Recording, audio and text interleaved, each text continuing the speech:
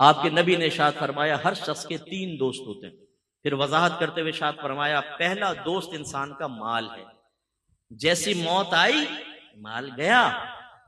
اور یہ یاد رکھیے گا جتنا مال چھوڑ کر مریں گے موت اتنی دردناک ہوگی. آپ کی لینڈ کروزر ادھر، جوتے، موزے، کپڑے، بڑا محل، جتنا آدمی مال چھوڑ کے مرتا ہے اتنی تکلیف زیادہ.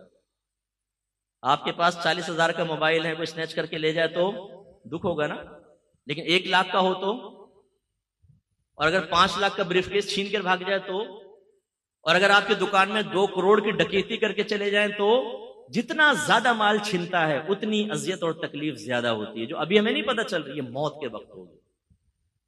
لیکن ہم اس مال کے لیے جس کو ہم چھوڑ کر جائیں گے تو اولاد بعض اوقات نافرمانی میں خرچ کر کے ہمارے لیے گناہ جاریہ کرتی رہے گی، وہ تربیت تو ہوتی نہیں، اور چھوڑ کر ہی جانا ہے. اس کے لیے چاہے جھوٹ بولنا پڑے، فراڈ کرنا پڑے، وراثتیں دبانی پڑے، رشوتیں لینی پڑے، دھوکہ دینا پڑے، حتیٰ کہ قتل تک کروانا پڑے. مروا دیتے ہیں لوگوں کو پیسے کے لیے، لیکن یہ مال حاصل ہو جائے.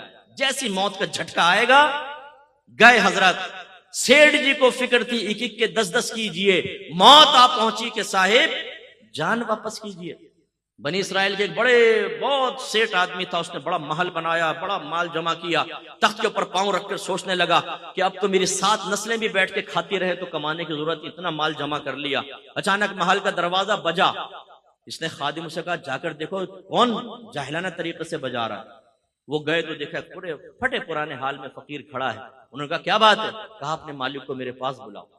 کہا کہ تیرا دماغ خراب ہے، ہمارا مالک تیرے پاس آئے گا، بھاگ یہاں سے. اندر گئے.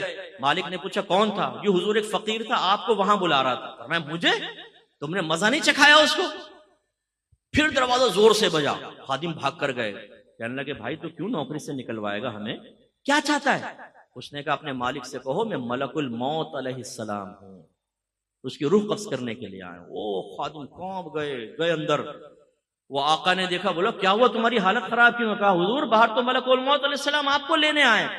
وہ بھی کانپ گیا. کہنے لگا ان سے کہو کسی اور کو لے جائے میری جگہ.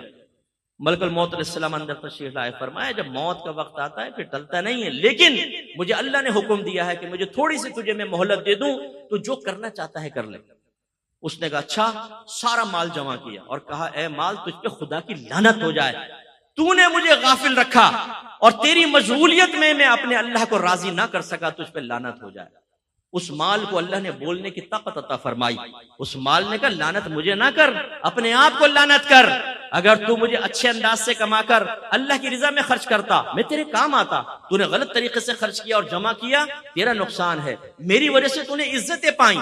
تو اس وقت بادشاہوں کے دربار میں چلا جاتا تھا جب دینداروں کو وہاں سے ہٹا دیا جاتا تھا. اس مال سے تو نے عیش کیا ہے، اپنے آپ کو ملامت کر. اور پھر حدیث روایت میں آتا ہے کہ ملک الموت علیہ السلام نے اس کی روح قبض کی اور وہ پہاڑوں کے برابر اپنی دولت کو دیکھتا ہوا مر گیا. بے فکر رہیں، یہ عنقریب اعلان ہوگا. مفتی اکمل صاحب کا انتقال ہو گیا، فلاں کا انتقال سنتے ہیں نا ہم. آپ کا میرا بھی مسجد کے مائک پہ اعلان ہو رہا ہوگا. ہم نے کون سا ایسا آب حیات خضر علیہ السلام سے لے کر پی لیا کہ ہمیں موت نہیں آئے گی، محلے والے مر جائیں گے ہم بچیں گے؟ بہت جلد موت آنے والی ہے. اس لیے اپنا محاسبہ کریں، اپنا احتساب کریں. جو شادی شدہ ہیں اپنی لائف کو شریعت کی طرف لے کر آئیں اور تقاضائے شریعت کو پورا کریں تو نجات ہوگی.